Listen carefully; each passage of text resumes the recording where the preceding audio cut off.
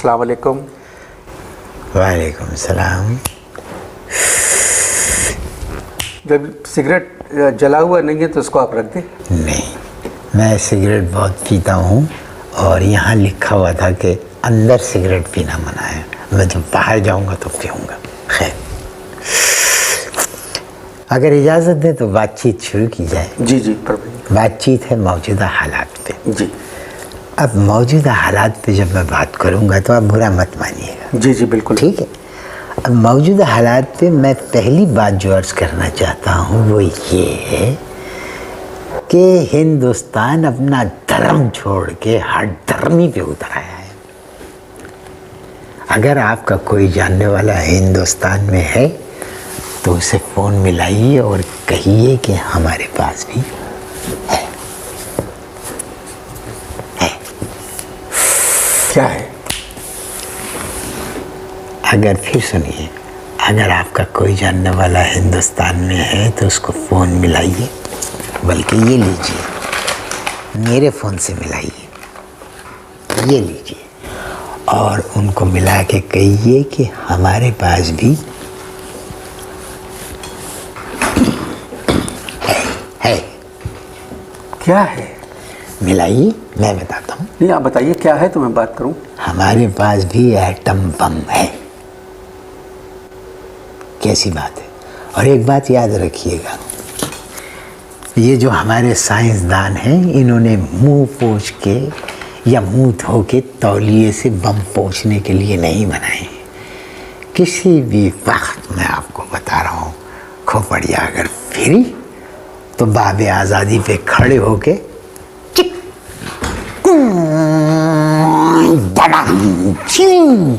ये हो जाएगा, मार देंगे। बोल तो मैं भारत में किसी को जानता नहीं। ठीक।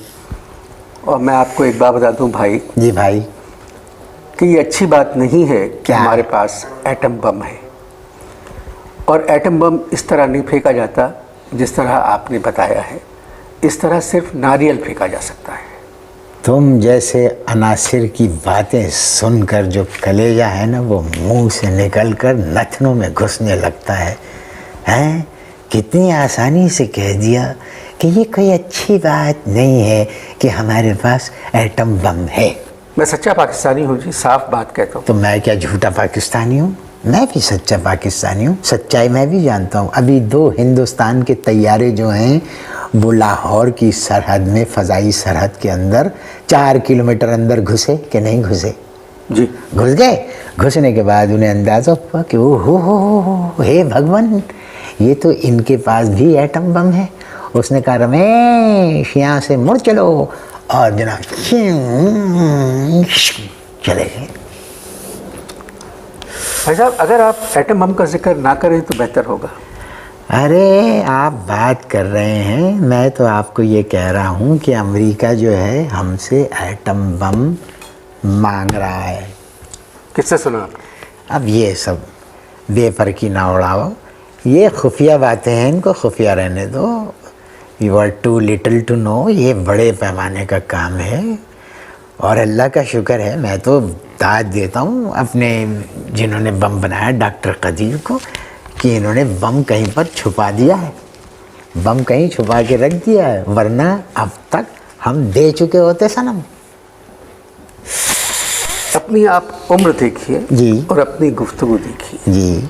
आजकल बच्चे भी इस किस्म की गुफ्तगू नहीं कर सकते अच्छा, कि डॉक्टर कदीर ने बम छुपा दिया। मैं साबित कर सकता हूँ, मैं साबित कर सकता हूँ। क्या साबित कर सकते हैं कि डॉक्टर कदीर ने बम छुपा आप क्या साबित कर सकते मैं हैं? साबित कर रहा हूँ। चीखिए मत, बात साबित कर रहा हूँ। अब आप मुझे बताइए कि यहाँ हसन स्क्वायर के ऊपर ये आइडिया 2000 कौन सा हुआ था? 2008। इसमें हथियारों की नुमाइश हुई थी या नहीं? जी हुई। मैं अभी आपका झूठ आपके मुँह से कहलवाता हूँ, हुई थी या नहीं हुई थी? वहाँ पर गनें रखी हुई थी, वहाँ ग्रेनेड्स रखे हुए थे, वहाँ पर रिपीटर्स रखी हुई थी, बड़ी बड़ी बंदूकें रखी हुई थी, सब कुछ था। एटम बम नहीं था। इसका मतलब है कदीर भाई ने छुपा के कहीं रख दिया एटम बम को। आप नहीं समझ सकते।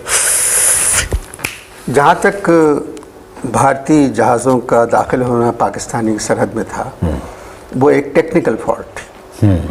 जानबूझ के वो लोग नहीं आए थे। अच्छा वो एक गलती थी, जो टेक्निकल फॉल्ट जिसे कहते हैं। अच्छा, मुश्तबा अफराद का अगर इंडिया पाकिस्तान में तबादला होगा तो सबसे पहले तुम फंसोगे, तुम पकड़े जाओगे। देखिए, अमेरिका जो खेल खेल रहा है, खेलने दें, वो सिर्फ पाकिस्तान को डरा रहा है। अमेरिका का नाम तो नहीं, ले। वो पाकिस्तान को डरा रहा है कि हिंदुस्तानी फिजाइया पाकिस्तान पे अटैक कर सकती है। ये सिर्फ डरा रहा था, ऐसा कुछ नहीं। मैंने तुमसे कहा है ना कि मेरे सामने अमेरिका का नाम मत लो। दुनिया की सबसे बड़ी ताकत है इस वक्त।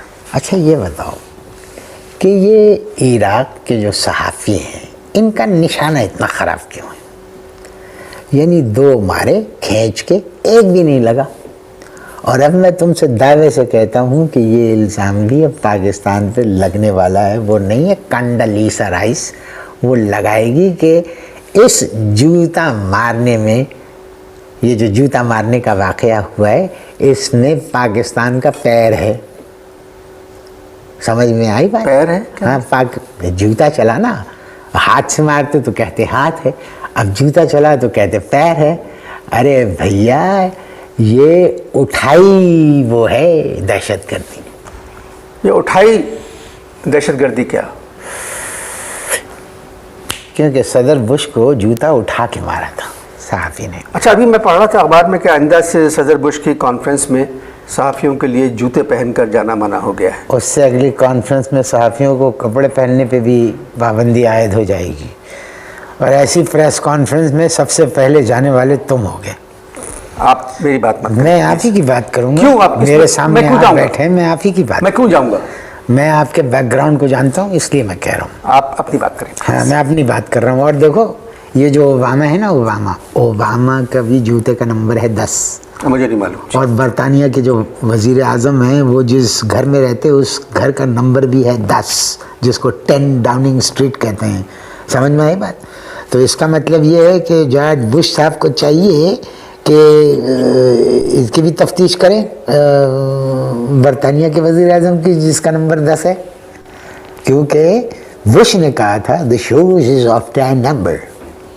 मैं फिर कह रहा हूँ, आप दूसरों की बातें क्यों कर रहे हैं? भारत की बात क्यों कर रहे हैं आप? क्यों ना करें? भारत हमारी बातें किया जा रहा है और हम भारत की बात ना करें।